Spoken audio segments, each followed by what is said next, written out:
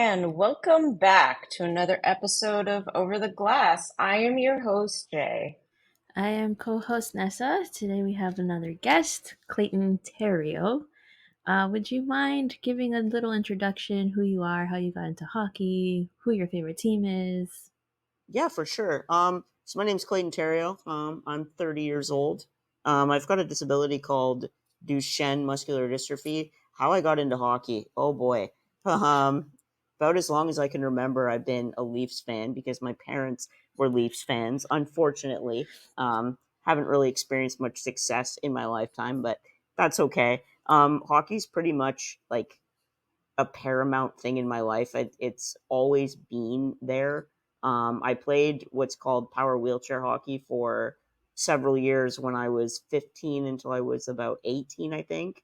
And I've been involved in that for years as well. I know a lot of the people that work for Power Hockey Canada, which is the power hockey organization. It's like Hockey Canada, but for power chair hockey. And other than that, really, like I said, just been a constant theme in my life. And hockey has just always been there for me. So I appreciate anything and everything about hockey. So there you go. Can you kind of describe what power chair hockey's like? Yeah. So I'm in a power chair. So it's all the athletes in power hockey are in power chairs. You drive with one hand and you have your stick in the other hand. You use a wiffle ball, and the rules are pretty much the same as ice hockey. It's very similar. It's 5 versus 5 with a goalie.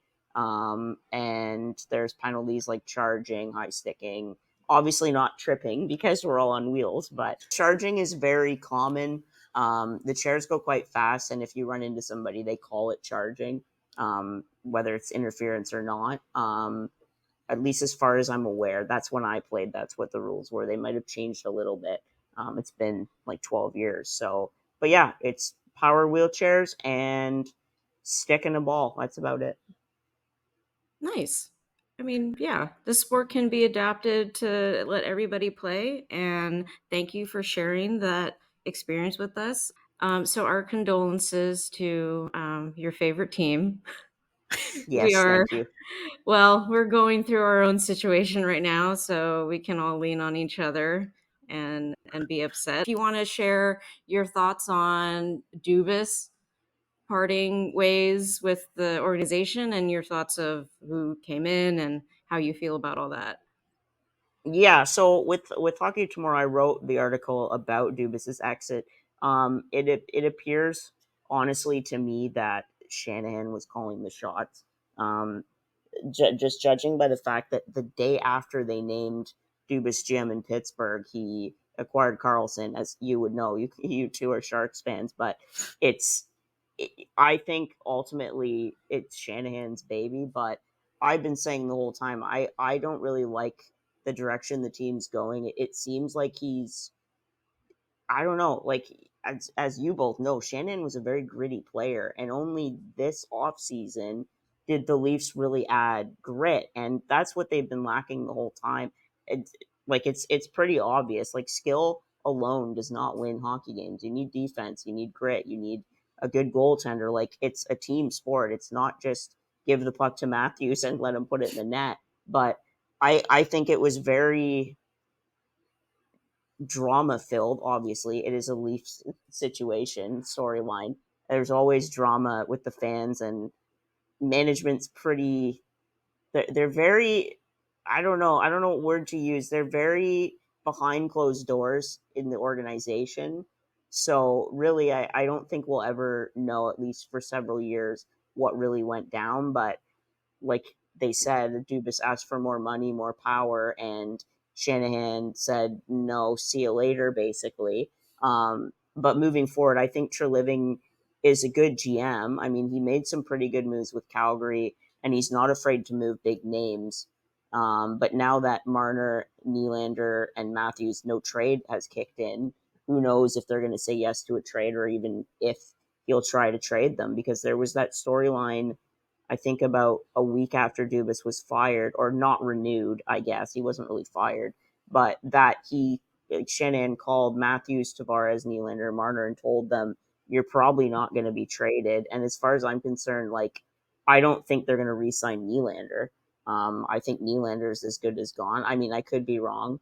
He signed right at the deadline in December the first time around, but apparently he wants 9 or 10 million, which to me is an overpay. But who knows? And then Marner, I don't think I want Marner to stay, but it seems he has a lot of trouble playing in this market. As you see, he gets 100 points every season, and then he kind of disappears in the playoffs. But yeah, I don't know. It is what it is. We'll see. I'm curious to see Bertuzzi in a Leafs jersey.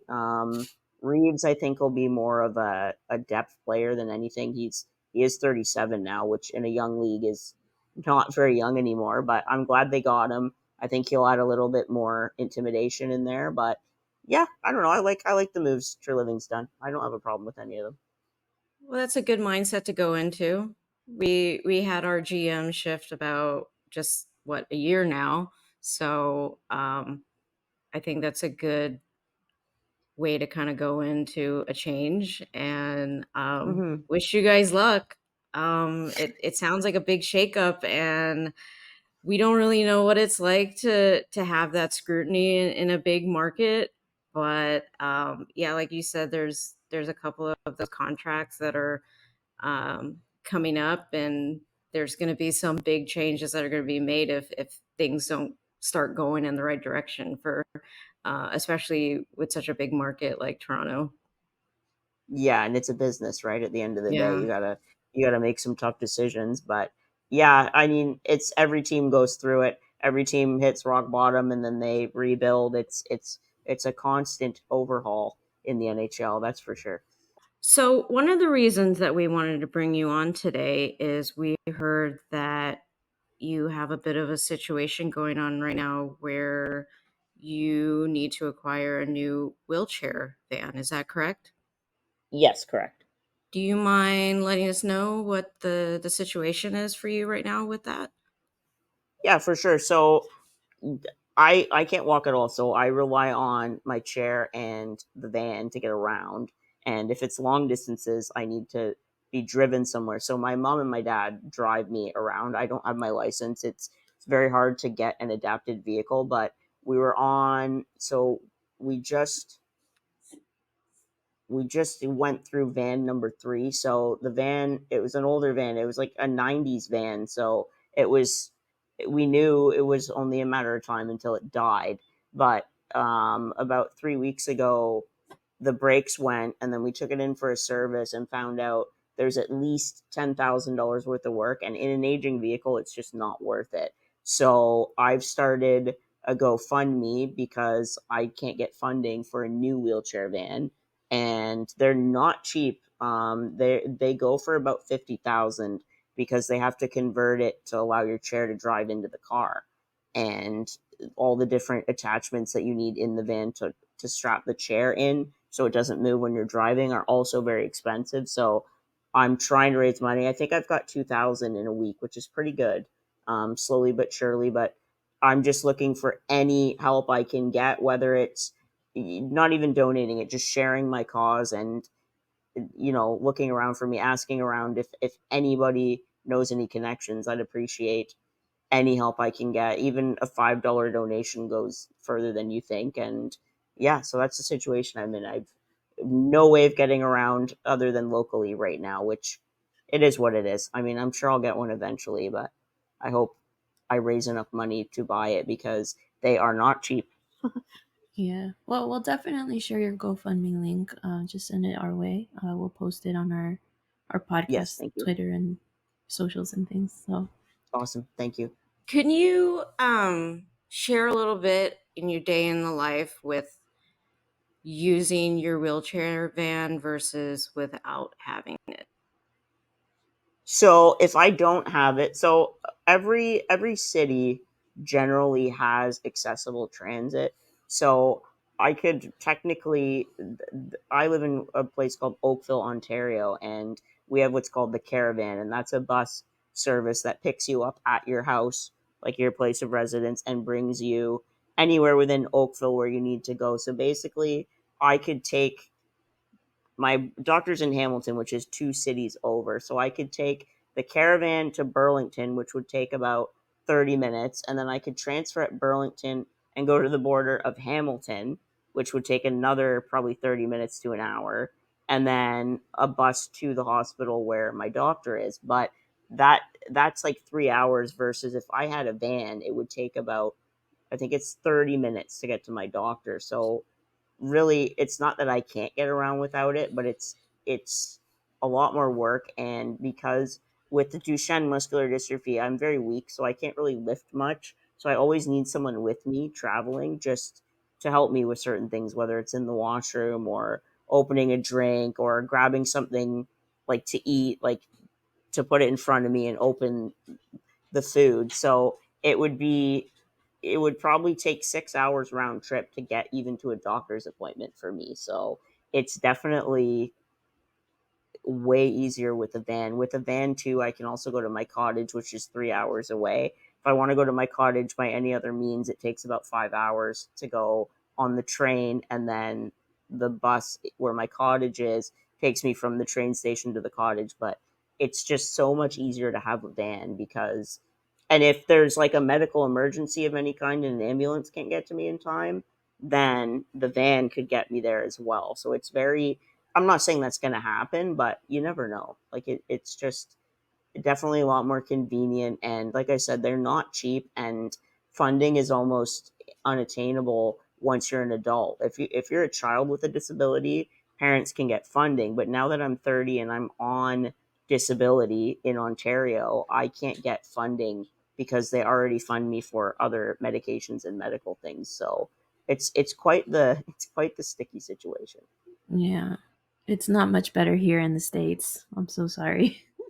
No, it's okay. It is what it is. I mean, I'm I have faith in people. I've done a few GoFundMe's for things I couldn't afford before, and I'm 2 for 2 with doing GoFundMe's to raise money for certain things. So it'll take a bit of time, but I've got faith in humanity. There's good people out there. A lot of people say there's no good people left, but that's just simply not true. I think it's just you have to find the right people. So, yeah. I wanted to ask you, going back to the topic of hockey, what Yep. is your experience like going to hockey games as a wheelchair user? Honestly, very good. As I'm sure you're aware, because the Leafs are such a big market, tickets are not cheap, but the wheelchair seats at Scotiabank Arena are fantastic. I've also been to, let me think. So I've been to a Senators game. They're great with accessibility. In grade 12, when I was in high school, we did a history trip to Boston. I saw a Bruins game. They were great seats as well. And I've seen the Coyotes in Glendale Arena before it was called Gila River Arena. They had great. The entire 200 section was wheelchair accessible and had wheelchair seats, which is the most I've ever seen in an NHL building. And then, last but not least, when I want to say probably 10 years ago, I went to a Sabres game preseason against the Leafs, and the seats were great as well. So all 5 arenas I've been to, absolutely fantastic. The ushers in the building are very accommodating. And I find the NHL as a whole, like the players especially, like it's a very charitable league. They're very, very disability oriented. I've found like most teams have a children's hospital that they sponsor every year. In Toronto, it's Sick Kids in downtown Toronto. The Leafs travel there every year to visit the kids, which I think is amazing. But when I was in grade 8, my Make a Wish trip was to Arizona to meet. The Arizona Coyotes were always my second favorite team.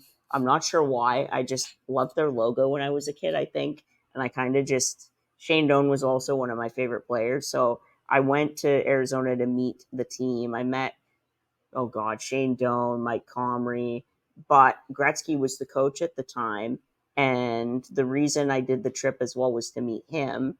And the week I was in Arizona is when the gambling scandal hit with Rick Tocchet, who was the assistant coach at the time.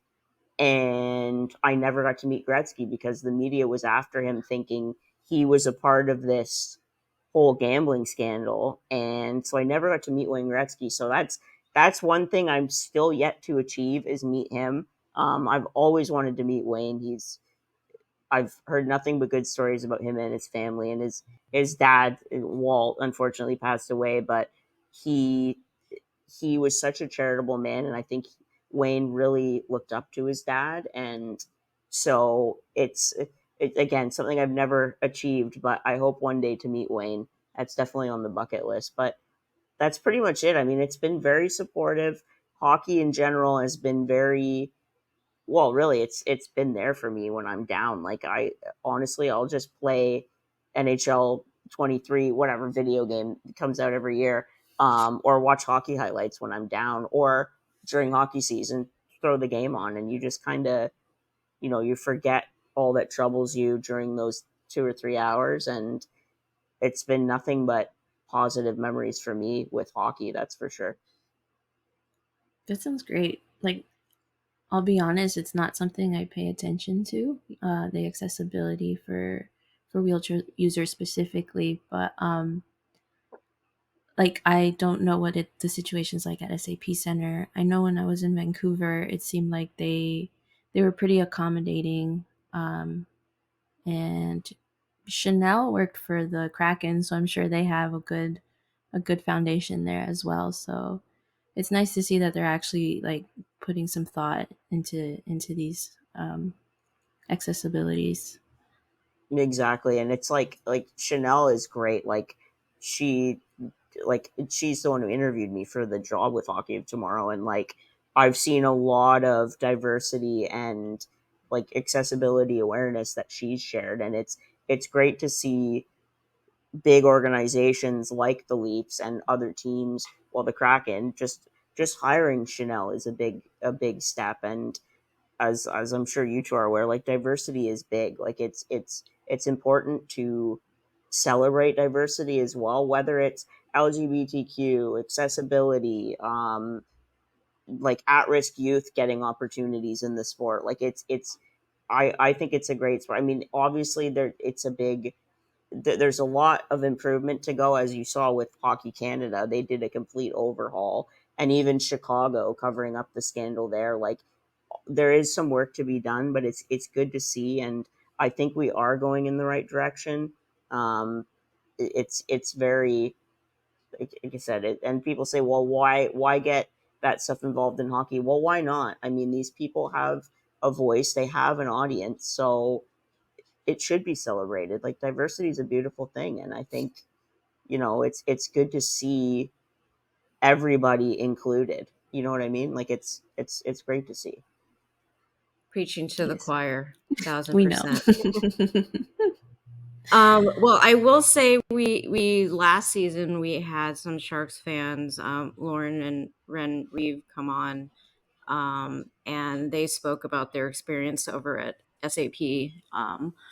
Ren being a wheelchair user, and then just other avenues of accommodation that the Sharks had. I mean, I haven't been to too many other arenas, but you sound like you've been to quite a few of them, and it's nice to hear that the NHL does have a level of focus, because like you said, diversity is beautiful, and this sport is for everybody, and it's wonderful to hear all these different perspectives and seeing how the sport can be adapted so that everyone can enjoy it, because it's a lot of fun.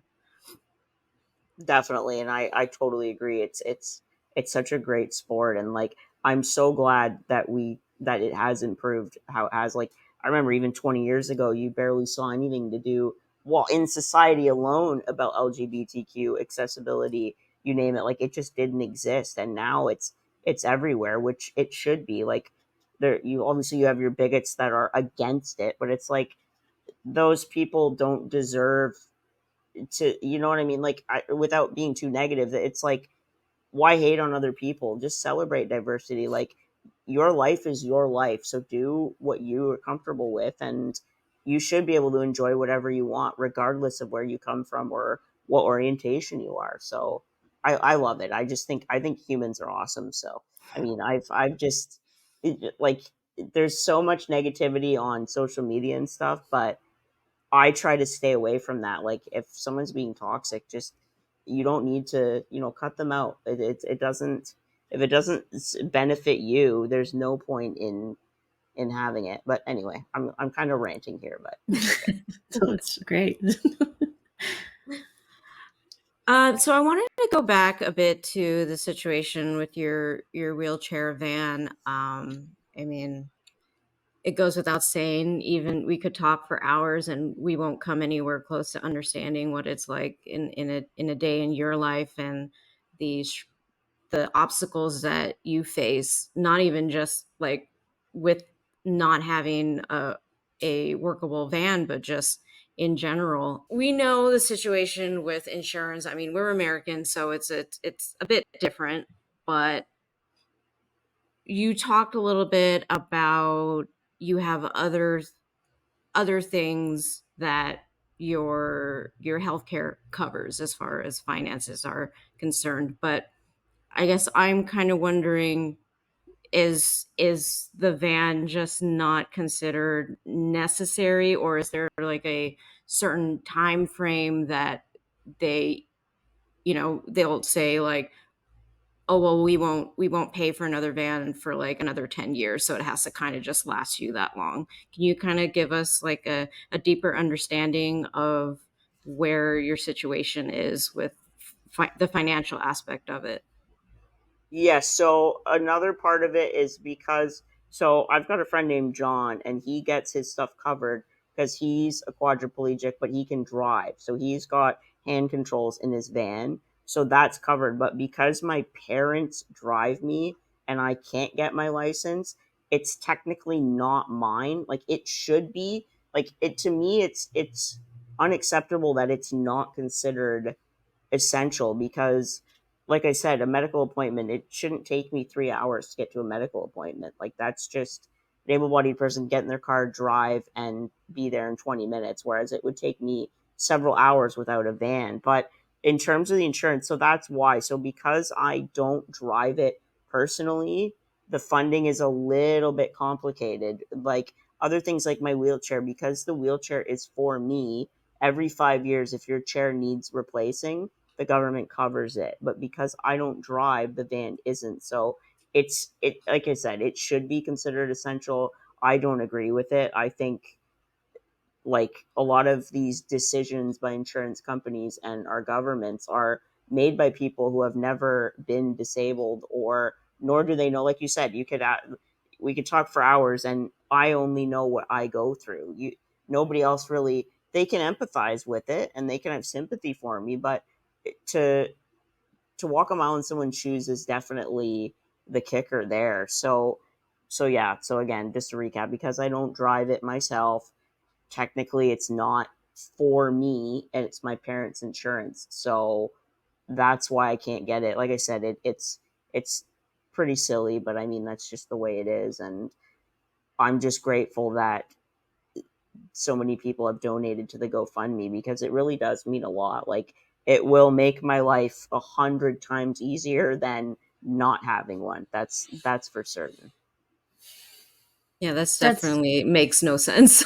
it's frustrating, No, yeah. see, it is frustrating, and it's like I said, certain things are covered, but other things aren't. It's kind of backwards, but like I said, it's the way it is. Nothing I can do about it. I've lobbied the government about it and gotten nowhere, but I'll continue to do so. I mean, like for other people as well. Like I don't think many people realize how difficult it is and how expensive the vans really are. Like I think the most expensive van brand new is $90,000, and I don't have that money.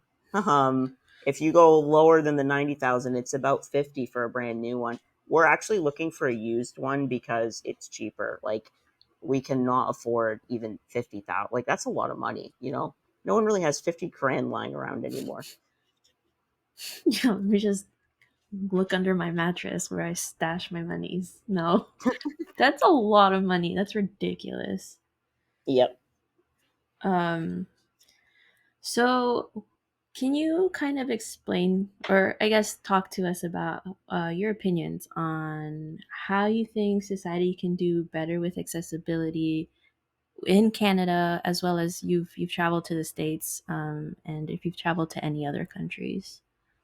So travel wise, only the States. But honestly, to be better as a society, I notice a lot of people like, I'll give an example of something that's happened several times to me, and it's a little kid approaches me, and the parents kind of like they'll start asking me questions, and the parents are like, "No, no, don't." And honestly, ask all the questions you want, as long as it's not a rude, pointed question. Most disabled people will talk to you.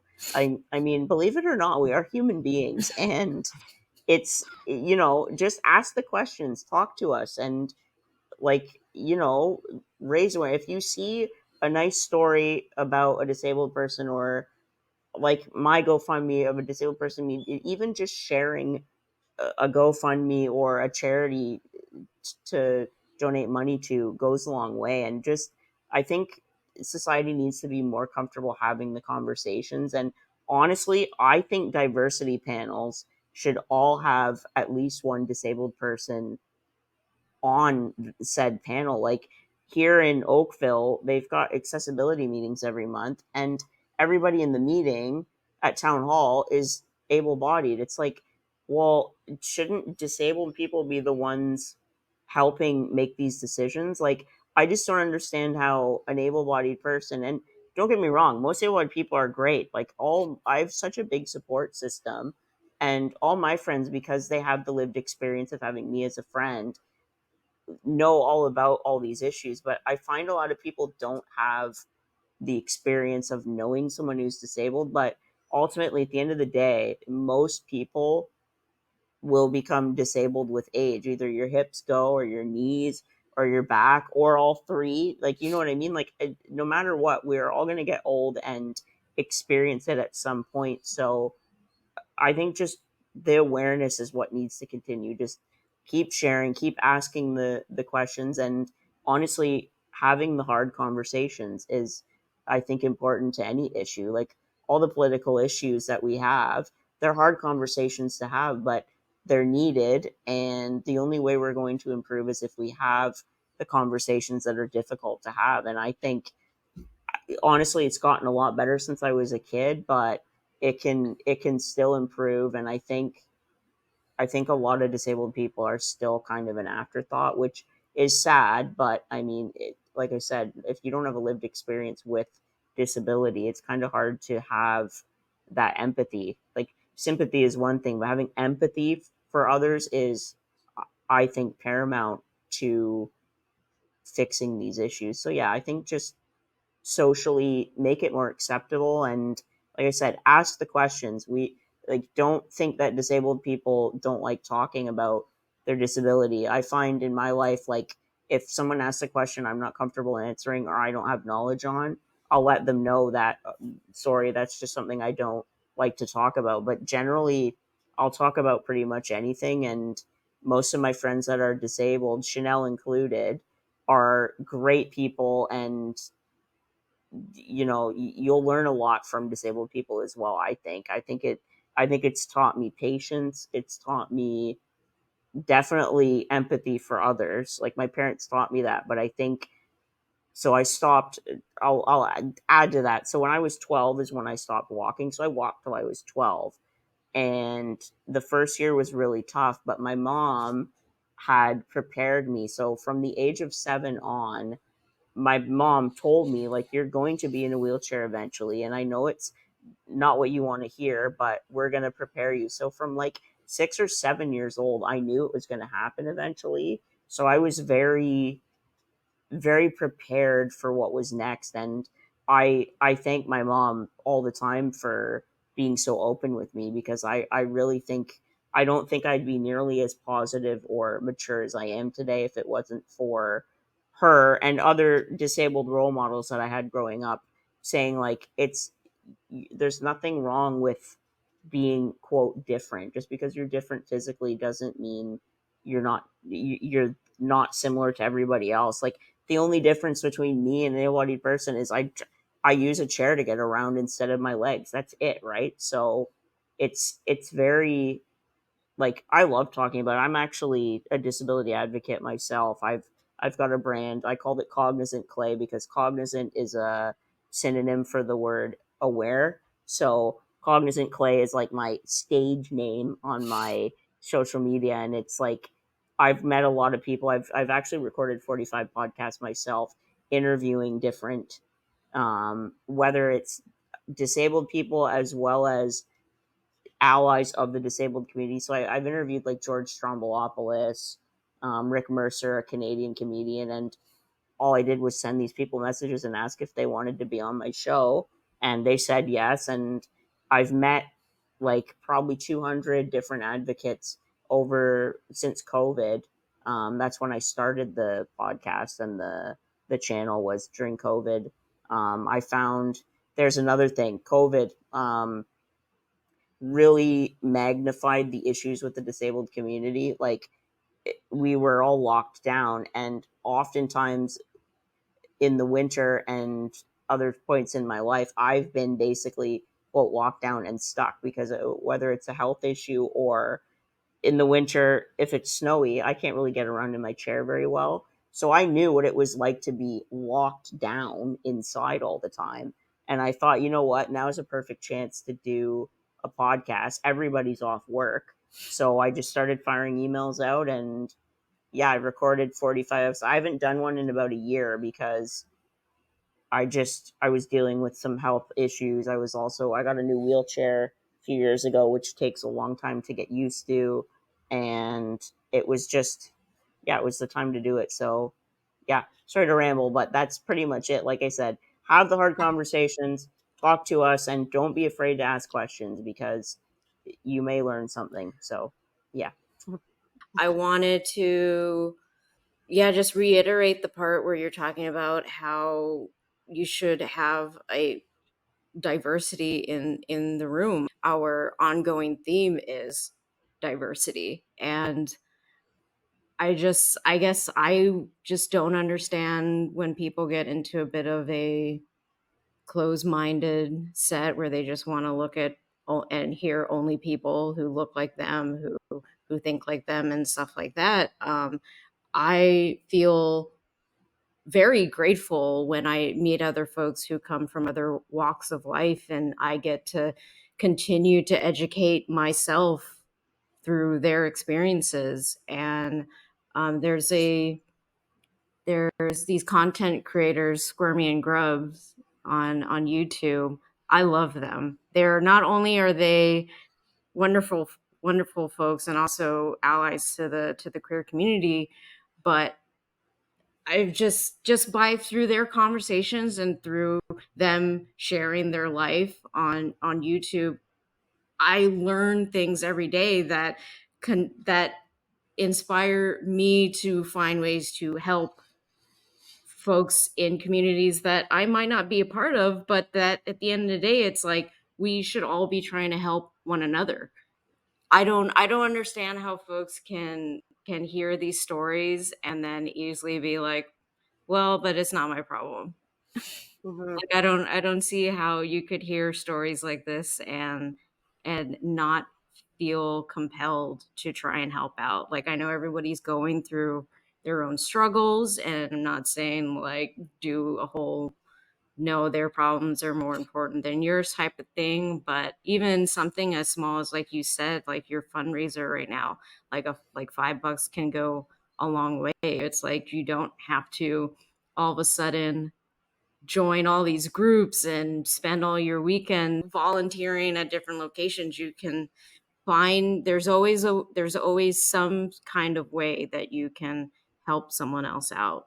Yeah, and like I said, even sharing the story goes a long way. Like you may teach even one person something, and that's all it takes. Like, yeah, Squirmy and Grubs are great. That's Shane Burkaw and Hannah. They're married too, which is like everyone always assumes that Hannah is Shane's caregiver because he's in a wheelchair and she's not. And it's like even that teaches a lot. I've learned a lot from Shane as well. Like he's funny too. Like he's very he uses humor as a way to raise the awareness, and I love that. I think humor is the perfect way to share it. Like, he always laughs at himself, and it's just like, that's a strong person. Like, he's able to, kind of make light of a dark situation to maybe, just to add that little bit of positive light to it. Like, yeah, they are phenomenal. A lot of my friends actually really like them because they're just so good. Like you say, being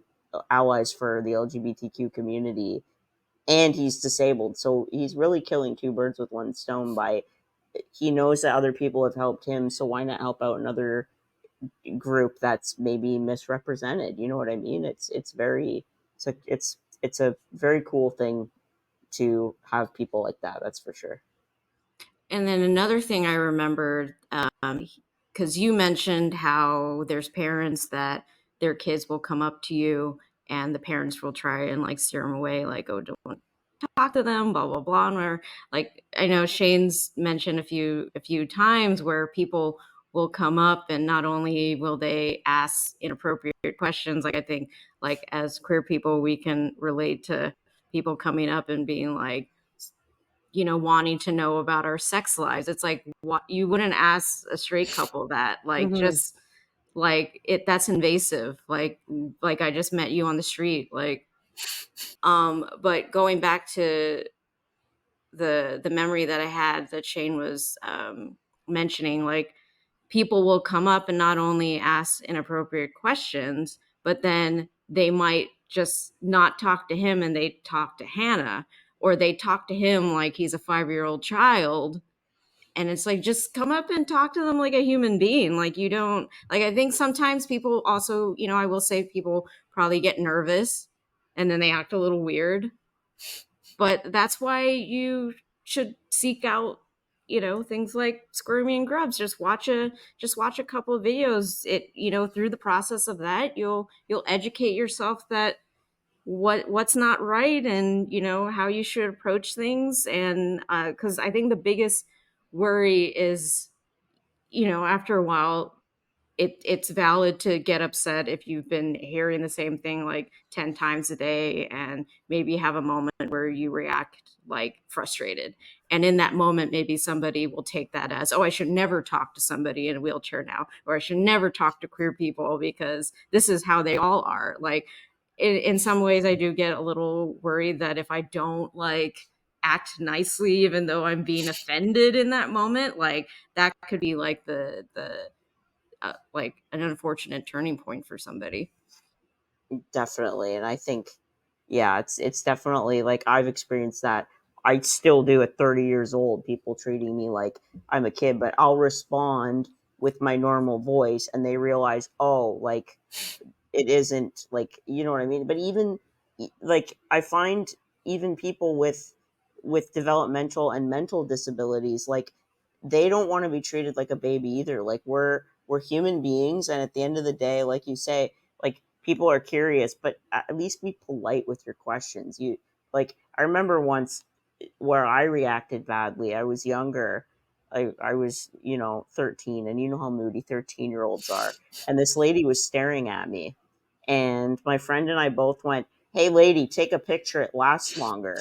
And now that I'm 30 years old, it's funny, but it's like, maybe I should have said, "Hey, like, can I help you?" Like, maybe she was curious, and even as an adult had never seen someone in a wheelchair before. I don't know that. Like, I find any moment is a teaching moment, and you don't, like, that was rude of me and my friend to do, but like I said, I was having a bad week, and several people had stared at me, and I finally said, you know what, like, get lost, kind of thing. But I wish I would have said, how are you? Can I help you? Like, do you have any questions? Or, like, whatever. Just be polite to her. And I regret doing that, but at the same time, like you say, I think we're all human, and at a point, people reach their breaking point, and sometimes we maybe say something we regret. But like you say, you don't want to give that impression, especially as a misrepresented or a minority group of people. You don't want them to think that everybody in a wheelchair is like that, or every queer person is like that, or every transgender, you name it, every, like, whatever, any nationality is like that. Like, I think we do have a responsibility to be polite to one another, but if someone's being a little too invasive, it shouldn't be a problem to say, look, that's not appropriate and I'm not answering your question.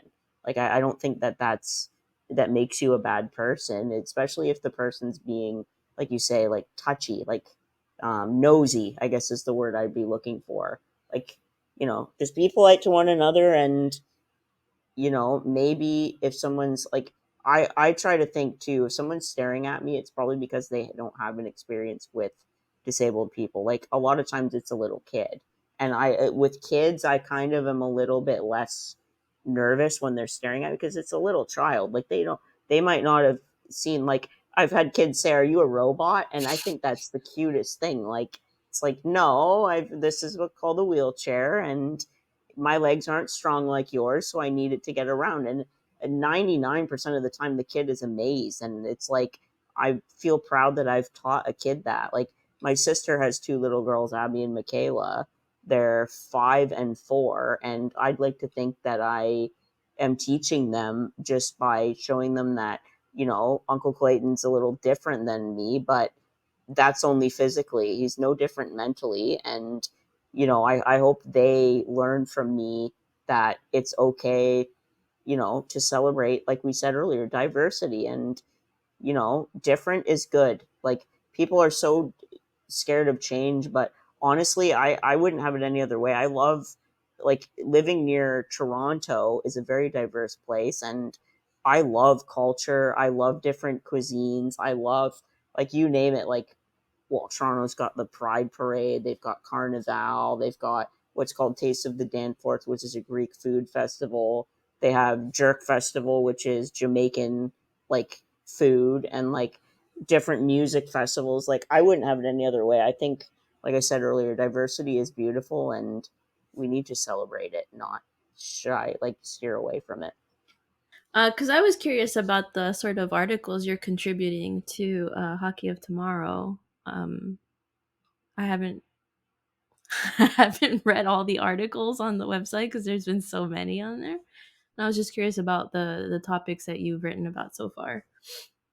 So I started 2 months ago. I was having some. It wasn't anything major, but I had a bit of a health thing going on last month, so I didn't write any. But the first one I wrote about what's called the Flanders Cup, which is Flanders, Belgium. Like, it's Flanders is where the poem In Flanders Fields was written, which I think is cool. But that is a wheelchair hockey tournament in Belgium every year, and they host teams from different countries. I think this year they had Dutch teams, Belgian teams, German teams. Uh, Team Canada sent a team. I think Switzerland had one, and it's an exhibition tournament every year to showcase different wheelchair hockey teams. So it's called Power Hockey in Europe and Power Chair Hockey in North America. So that I was basically focusing on the differences between the two as well. And then I wrote an article about Kyle Dubas leaving the Leafs. And then I also did one about, so I know a guy named Brad Bowden, he's Canadian, who was the assistant captain of our sledge hockey team in the Paralympics, as well as a wheelchair basketball player, gold medalist with Canada. And I wrote an article about him because he moved to Tokyo and he is currently training the Japanese men's sledge hockey team. I forget his job title, but it's like basically focusing on training. It's not a coaching role per se, but so I wrote an article about him. It was a Q&A, and I think those are the only three I've done so far. In the works right now, I'm going to do a feature on Power Hockey Canada, because I know a lot of the players that I played with when I was younger are in that organization. So that's in the works. But like I said, I had a bit of a health thing last month, so I've kind of been away from it a little bit. But I'm trying to write about as many different topics as possible. But I'd like to focus more on sledge hockey, power wheelchair hockey, and other, like, disability topics in hockey, because I like obviously with a lived experience with a disability, I've got a little bit of a different perspective on it. But I like writing about anything and everything. I've always enjoyed it, and honestly, I think interviews are my favorite pieces. I just love learning about people. I find like that's my niche is interviewing people and writing about that. But yeah, so those are the three I've written, and like I said, try to keep it as diverse as I can for sure. Awesome. Well, I think that's all that we might have for you today. Do you have any closing statements or shout outs that you want to put out into the world? I don't know. Well, first of all, thank you for having me. I really do appreciate having this conversation and the assistance with sharing the GoFundMe. But honestly, I'm going to shout out Chanel because um, I'm like when I met her in the interview, it was very cool to see someone with a disability in a role like that, and I think she's very like I think it's amazing that she worked with the Kraken, and it's just like and she was the one who came up with the idea to have me on the pod. So thank you. And the other one I'd shout out is Louisa because she made all this happen as well. So thank you to just Hockey of Tomorrow and Chanel and Louisa for sure. Shout out to them, boss ladies. Boss ladies, yeah. Strong women in hockey. Yes, and shout out to you two as well for having me. I appreciate it. It's a lot of fun. Oh, Thank well, you. we're so thankful for you to come on today. Honestly, thank you for having me, and all the best for your future pods. And I'll definitely be checking out some of your older episodes. I'm curious to see what other topics you guys have discussed for sure. Thanks All for right, coming thank you. on. Thank you. Clayton's link to his GoFundMe can be found in the description wherever you are watching or listening to this podcast. Please donate or share the link. Thank you so much for listening.